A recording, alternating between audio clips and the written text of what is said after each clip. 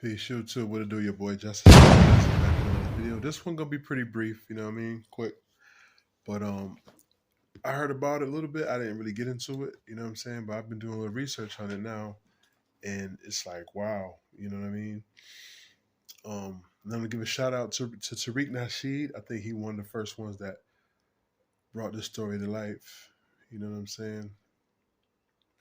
And it's about the two people that drowned over the weekend at Lake Lanier. And Lake Lanier is it's a lake in Georgia. I want to say, you know what I mean. It's a deep story though. It's a reservoir in Georgia, and you know, I'm doing research and looking into it more. Lake Lanier was once like a Black Wall Street. You know what I'm saying? You had a lot of melanin rich people had their own, you know what I'm saying, little settling there after the, during the what was it, Reconstruction era? I believe the Reconstruction era. You know what I'm saying? But they say it was created by the completion of Beaufort Dam on the Chattahoochee River in 1956. But it's a Lake Lanier is a reservoir in the northern portion of the U.S. state of Georgia, and they say survivors and anyone who survived a drowning said it was like someone pulled them underwater. Wow. So, and I heard Tariq talking about this yesterday. Like I said, the day before, he was saying that could this be the ancestors trying to get revenge? You know what I mean? Because it was a lot of, during the, you can go back to the 1800s and prior, but this is like early 1900s. I want to say the 30s and 40s, the Reconstruction era.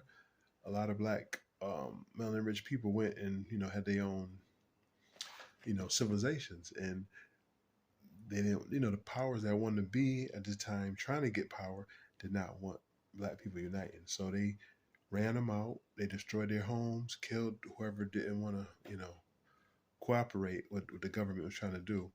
So Lake Lanier basically was turned into a dam, turned into a reservoir after they ran the black people out and destroyed their homes or whatever the case. So they also, I see they're going to make a movie on Lake Lanier, right? It's called Lanier. It's inspired by the true events of Oscarville, Georgia, and the story of a detective who's forced to come to realization of the dark truths hidden at the bottom of Lake Lanier.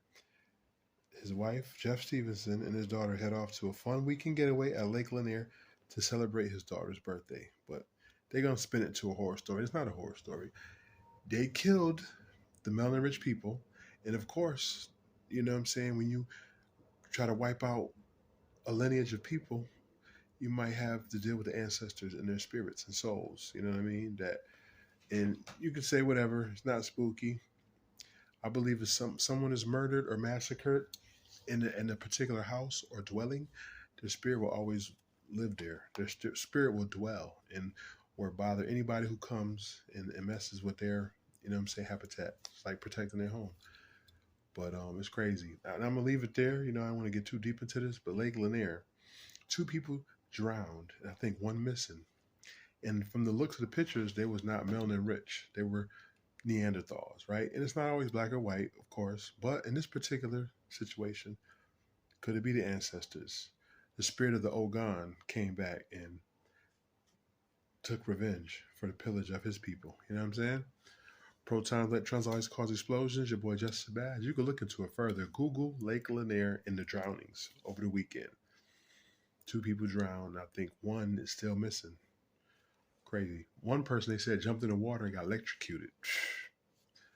You already know your boy Justice Bad. I'm out. Peace. More good content coming soon. You already know. Peace.